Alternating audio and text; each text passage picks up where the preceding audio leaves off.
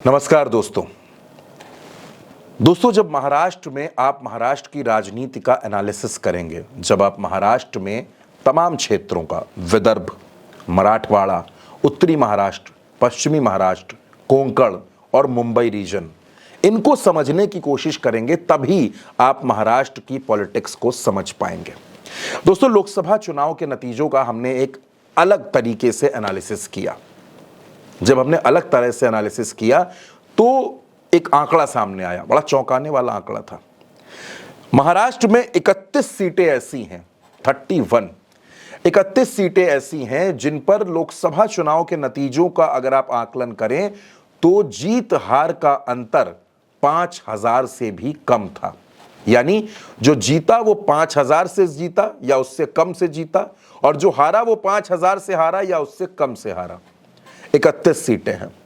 अब इनमें 16 सीटों पर महाविकास आघाड़ी मजबूत था और 15 सीटों पर महायुति मजबूत था। यानी यहां एक कदम आगे महाविकास आघाड़ी नजर आता है दोस्तों। लेकिन इसमें जो चौंकाने वाला आंकड़ा है, चौंकाने वाला, जिन 16 सीटों पर महायुति पिछड़ा, उनमें से 11 सीटों पर बीजेपी थी। यानी बीजेपी के प्रत्याशी थे, बीजेपी को झटका लगा।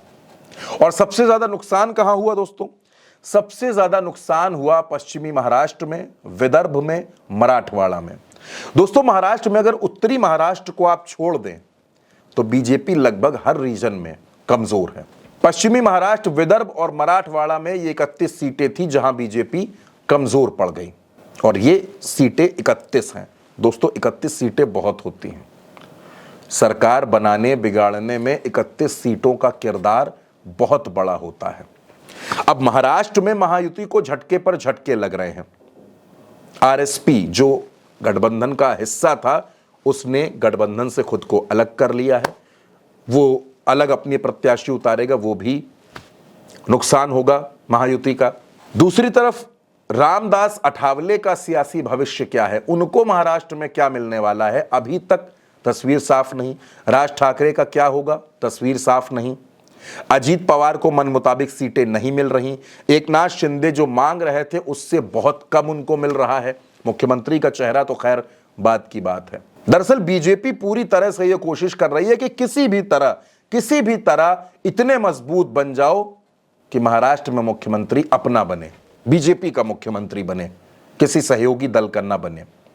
यानी बीजेपी जिस पॉलिसी पर काम कर रही है वो पॉलिसी ये है कि छोटे दलों को, सियासी जो दल हैं, क्षेत्रीय दल हैं, उनको कमजोर करो। और उनको कमजोर तभी किया जाएगा जब उनको सीटें कम से कम दो।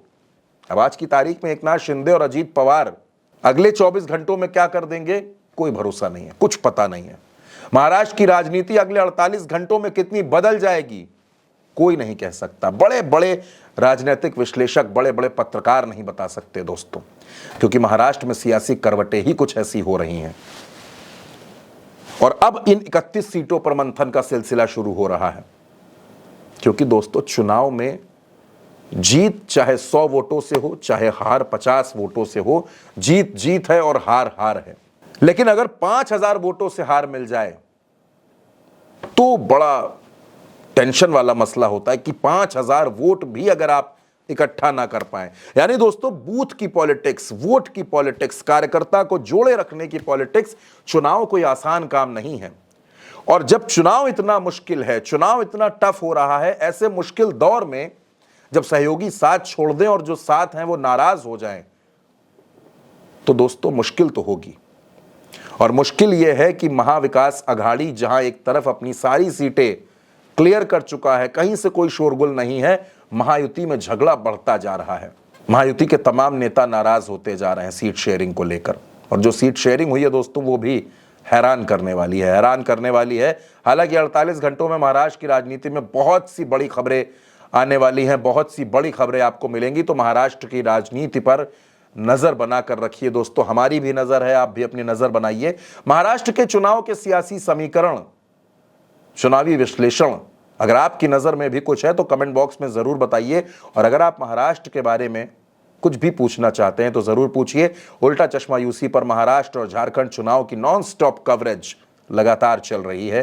फिलहाल के लिए इतना ही, मुझे दीजिए इजाजत। उल्टा चश्मा यूसी को करिए सब्सक्राइब। नमस्कार।